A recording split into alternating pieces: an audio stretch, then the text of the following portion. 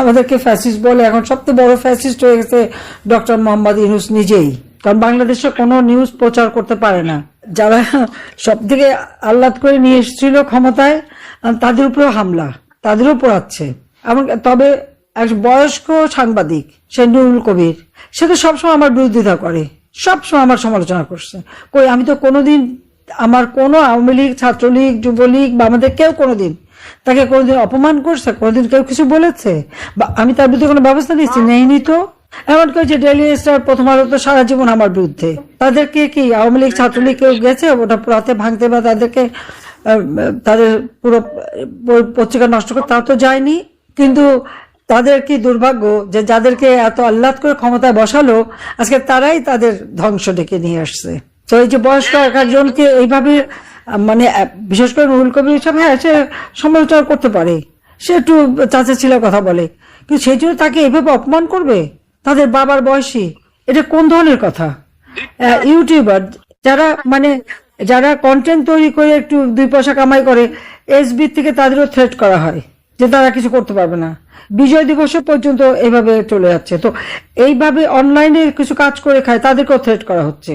কাজে এই যে ইউনূস স্টাইলের শিক্ষকদের লাঞ্ছিত করা, ঢাকা ইউনিভার্সিটির শিক্ষকদের লাঞ্ছিত করা হলো, হিন্দুদের উপরে চরম অত্যাচার, একটা ভুয়া তথ্য দিয়ে সেই মানে দীপককে কিভাবে তার আগুন দিয়ে পোড়ালো। এরা কি মানুষ? এরা তো জানোয়ারের থেকে অধম। এরা আমাদের উপরে দোষারোপ করে গুম, খুন, আয়না ঘর। এখন গোটা বাংলাদেশটাই হয়ে গেছে আয়না ঘর। কোনো এলাকায় কোনো মানুষের জীবনের কোনো নিরাপত্তা নাই। কখন যে কার বাড়িতে ঢুকবে, কখন যে কার মেয়েকে রেপ করবে, বউকে রেপ করবে, বা মাকে মারবে, বাবাকে মারবে, বা ভাইকে মারবে, বা গ্রেপ্তার করে নিয়ে যাবে, এর কোনো নিয়ম কানুন আজকে আর নেই। তারপর আবার বলে দেয় মামলা লাগবে না, মামলা ছাড়াই আওয়ামী লীগের নেতাকর্মীকে অ্যারেস্ট করা যাবে। কেউ যদি আইনের শাসনে বিশ্বাস করে তাহলে এ কথা বলতে পারে না। এটা তো সম্পূর্ণ খুনি ফ্যাসিস্টদের কথা। আমাদেরকে ফ্যাসিস্ট বলে। এখন সবচেয়ে বড় ফ্যাসিস্ট হয়ে গেছে ডক্টর মোহাম্মদ ইউনূস নিজেই। শুধু ফ্যাসিস্ট না, সে তো খুনি এবং জঙ্গি। যত জঙ্গিরা বন্দী ছিল তাদেরকে দিয়েছে মুক্তি, এখন জঙ্গিদের রাজত্ব। তাদেরকে নিয়ে এরাই হচ্ছে ইউনূসের ক্ষমতার হাতিয়ার। সমস্ত জঙ্গি, সন্ত্রাসী, অস্ত্র চোরা কারবারি, হত্যাকারী সবাইকে কারাগার থেকে মুক্তি দিয়ে দিয়েছে। আর আজকে কারাগারে আওয়ামী লীগের অগণিত নেতাকর্মী চরমভাবে নির্যাতন করা হচ্ছে, স্লো পয়জনিং করা হচ্ছে, অসুস্থ হয়ে গেলে চিকিৎসা দেওয়া হচ্ছে না। এ পর্যন্ত প্রায় 112 জন কারাগারে একেবারে জেল হত্যা করে পরিকল্পিতভাবে তাদেরকে মৃত্যুর মুখে ঠেলে দিয়েছে। ঠিকমতো খাবার দেয় না। ছাত্রলীগের প্রায় 25,000 উপর আমাদের ছাত্র নেতারা তাদের সেলের মধ্যে রেখে তাদের উপর অকথ্য অত্যাচার করে। ঠিকমতো খাবার দাবার তো দেয় না। অনেক সময় সেলের মধ্যে এত লোক, বসার জায়গা নেই, তার মধ্যে আবার সেই ময়লা 20টা পানি ছেড়ে দিয়ে তাদেরকে নির্যাতন করে। 13 বছরের শিশুকে গ্রেপ্তার করে নিয়ে যায়, 3 বছরের বাচ্চা মাকে সহ গ্রেপ্তার করে, বুকের দুধ খায় সেই মাকে ছিনিয়ে নিয়ে গ্রেপ্তার করে আমাদের যুব মহিলা লীগের নেত্রী তার বাচ্চাটা মার জন্য কেঁদে কেঁদে প্রায় মৃত্যু মুখে। এইরকম নির্যাতন সারা বাংলাদেশে চলছে। তার উপর চাঁদাবাজির কথা কি বলবো, রিক্সাওয়ালা, চাওয়ালা, এমনকি বোধহয় পারলে ফকিরের টাকাও তারা কেড়ে নেয়। আর সমানে সবার কাছে চাঁদা, সমানে মামলা তো দিচ্ছেই, আবার ঘরের মধ্যে ঢুকেই তাদেরকে ভয় দেওয়া যে এত টাকা দেন নইলে মামলা দিয়ে দেব।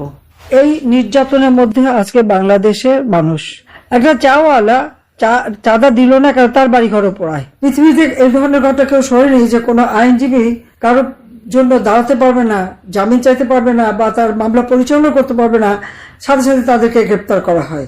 তার মধ্যে আপনারা দেখেছেন কি, যেখানে যুদ্ধ অপরাধীদের বিচার হয়েছে সেখানে আমাদের বিচার করে। কি অপরাধ?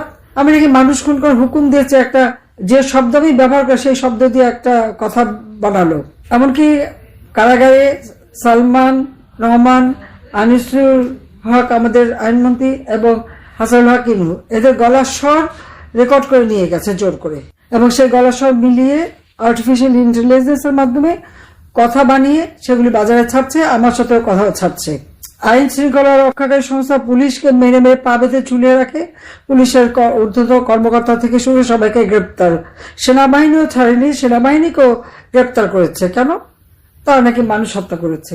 যেখানে সিআরপিসি এবং আইন আছে, এটা আন্তর্জাতিকভাবে, এমনকি আন্তর্জাতিক আদালত বা রোম স্ট্যাটিউট থেকে শুরু করে সব জায়গায় এই ধরনের বহু এমনকি মামলা রায়ও আছে এবং আইনও আছে।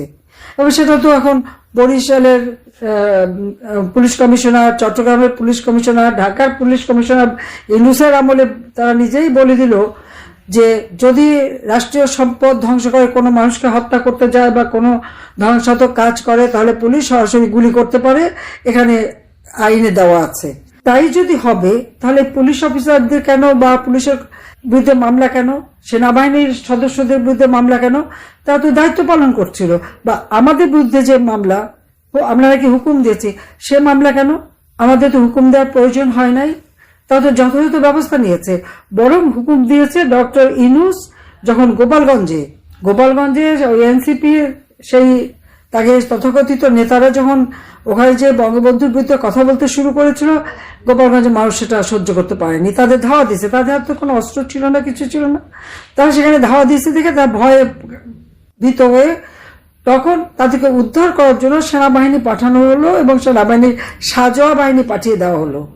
আর তারা কাঁপতে কাঁপতে সেই সাজোয়া বাহিনীর ভিতরে ঢুকে গুলি করতে করতে তাদেরকে বের করে নিয়ে আসলো ভিন্ন রাস্তা দিয়ে।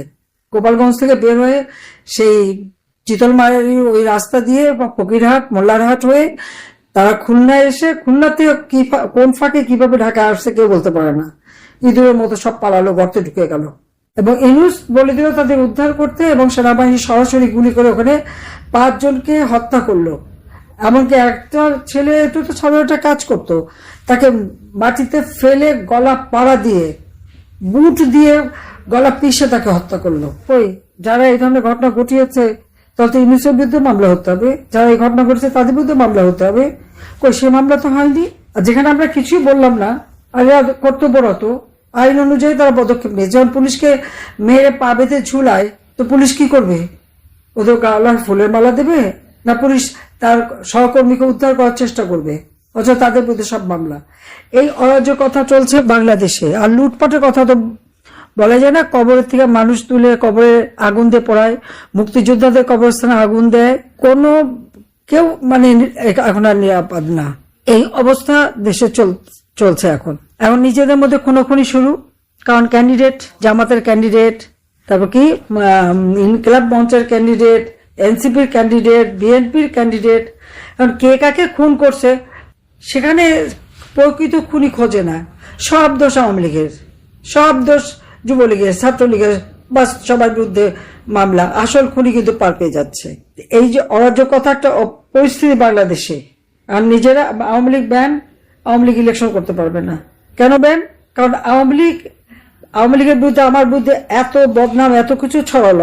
আমরা রেহানা, আমার 5টা ছেলে মেয়ের বিরুদ্ধে পর্যন্ত সেই 10 কাঠা জমি কেন নিলাম তার জন্য মামলা দিয়ে শাস্তিও দিয়ে দিল। ইউনূসের 4080 কাঠা জমি পূর্বাচলে সে নিসর্গ নামে একটা রিসোর্ট তৈরি করেছে। আর আমরা 10 কাঠা করে জমি কেন কিনলাম? বিরাট অপরাধ করে ফেলছি। কারণ বঙ্গবন্ধুকে হত্যা করে ফেলেছে, 32 নম্বর ভেঙে গুড়িয়ে দিচ্ছে, এখনো ভাঙছে, ভেঙে টেঙে এখন মাটির সাথে মিশিয়ে দিচ্ছে। এতে কোনো অপরাধ নাই। আমাদের বাড়িঘর সব লুটপাট, সরকারি বাড়ি সেটাও লুটপাট, জয়পুতুলের বাসা তাও লুটপাট, আওয়ামী লীগের নেতাকর্মী সকলে বাড়িঘর লুটপাট করে নিয়ে যাচ্ছে। ওই লুটেরারা অপরাধী না, নির্যাতনকারীরা অপরাধী না, যারা নির্যাতিত তারা অপরাধী। আর কত সহ্য করবে মানুষ? সাধারণ মানুষের জীবন নিয়ে না বিশ্বাস উঠে যাচ্ছে। কাজে এখন সময় এসেছে সবাইকে রুখে দাঁড়াবার।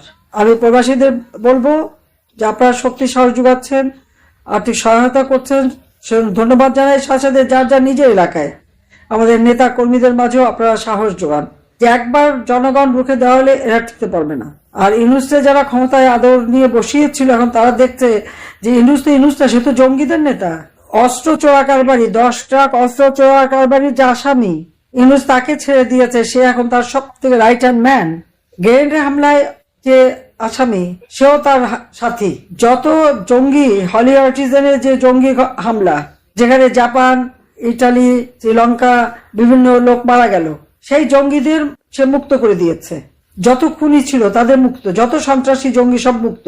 এরাই হচ্ছে ইউনূসের শক্তির আধার। বাংলাদেশটাকে কোথায় নিয়ে যাচ্ছে? কাজে বাংলাদেশটাকে উদ্ধার করতে হবে, বাংলাদেশের মানুষের ভাগ্য পরিবর্তন করতে হবে। তার জন্য সকলকে ঐক্যবদ্ধ হতে হবে। এবং এখানে আমি বলবো, আপনারা দূরে থাকলেও আমি জানি দেশের সাথে যোগাযোগ আছে। কাজীদের সাথে যোগাযোগ রেখে মানুষকে যেভাবে সহযোগিতা করে যাচ্ছে সেভাবে সহযোগিতা যেমন করতে হবে, সেই সাথে সাথে বাংলাদেশের এই যে বর্তমান অবস্থা, আপনারা যে দেশে আছেন সেই দেশের রাজনীতিবিদ, সেই দেশের সরকার, সেই দেশের বিরোধী দল, সেই দেশের যারা জনপ্রতিনিধি, তাদের কাছেও তুলে ধরতে হবে। কাজে আজকে আমি বলবো যে সবাইকে ঐক্যবদ্ধ হতে হবে এবং দেশের মানুষকে আপনারা সাহস দেন, বিদেশিদের এই অপপ্রচার, ইউনূসের যত অপকর্মগুলি সেটু প্রচার করে ধরেন। ইনশাআল্লাহ এই দিন থাকবে না, অন্ধকার কেটে যাবে, আবার নতুন সূর্য উদিত হবে, আমরা আবার আমাদের হারানো বাংলাকে ফিরে পাবো, আবার অন্ধকারে পূর্ব আকাশে নতুন সূর্য উদিত হবে। সবাইকে ধন্যবাদ। জয় বাংলা, জয় বঙ্গবন্ধু, বাংলাদেশ চিরজীবী হোক। সবাই ভালো থাকে।